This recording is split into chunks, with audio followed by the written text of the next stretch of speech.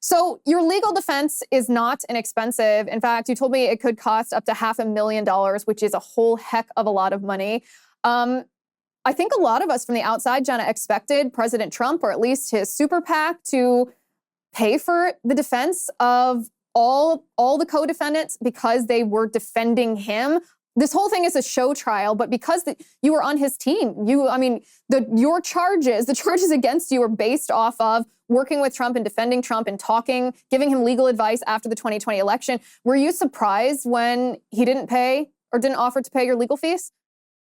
I wasn't surprised, but frankly disappointed. I mean, this has been, unfortunately, President Trump's track record, even through those who were caught up in the Russia collusion hoax and some of these other things. My good friend Michael Caputo, who a lot of people know, was just a witness in a case. His legal fees cost, I think, over in excess of $300,000 that he's still paying off. And President Trump did not take care of that at all for any of his people. And I think what's so disheartening about that is to see how many people are willing to stand by him, not just because, in my instance, it's the right thing to do as a lawyer. I've had clients all across the political spectrum, and every person, whether you're Donald Trump, Hillary Clinton, Hunter Biden, Jeffrey Epstein, and I'm certainly not comparing any of those, but across the spectrum, I think those are names that have a visceral reaction to people who probably hate for different reasons, all of those people. They all deserve competent counsel in our system.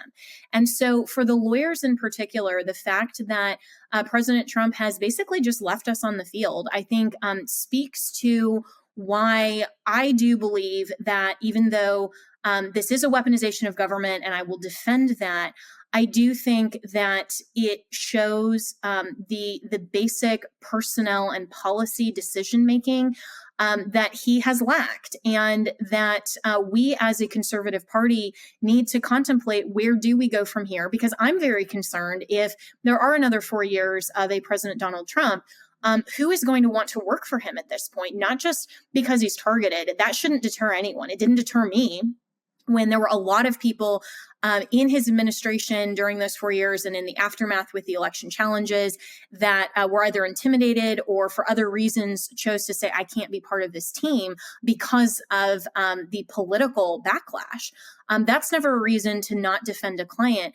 But I think for people seeing how President Trump is reacting and how he's not willing to step up and say, this is my team, these are my people, of course I'm going to help them and support them as much as I want the American people to support me and help me, I think really indicates that he's going to have a very difficult time populating his administration with very strong people.